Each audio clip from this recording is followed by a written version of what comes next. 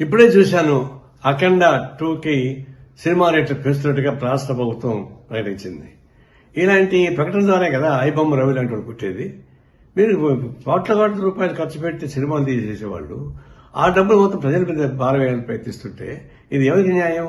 కాబట్టి ఇంకా ఈ విలువైన కాస్ట్లీగా ఉన్న సినిమాను చూడడానికి ఇష్టమైన ప్రజానీకం ఐబొమ్మ రవి లాంటి వాడు చేసిన సినిమాలు చూస్తున్నారు. మీరేగా సూచిస్తున్నారు. మళ్ళీ అతను అరెస్ట్ చేసే హక్కు మీకు ఎక్కడ వచ్చింది?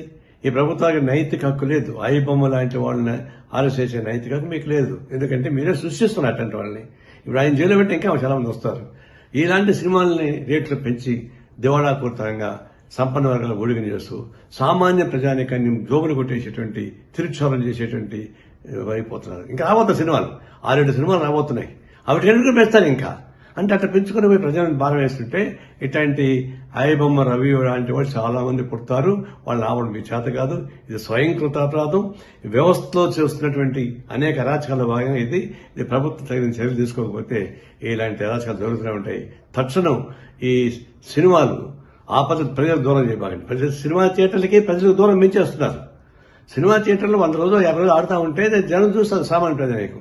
మీరు 3 రోజులు మొత్తం డబ్బులు వారుకున్న తర్వాత అది ఎవరు చూస్తారు? అంటే సినిమా థియేటర్లకి ప్రజానీకానికి దూరం చేస్తున్నారు. కళామతలకి ప్రజలకు దూరం చేస్తున్నారు. ఇది అత్యంత ప్రమాదకరమైన ధోరణి. ఇలాంటి విలాసవంతమైన సినిమాలు తీసి వాళ్ళు నష్టం అవుతున్న భయంతో ప్రజల మీద భారం వేస్తే ఇది ప్రజల ఊరికే ప్రసక్తి లేదు. మేము తీవ్రంగా ఖండిస్తున్నాం.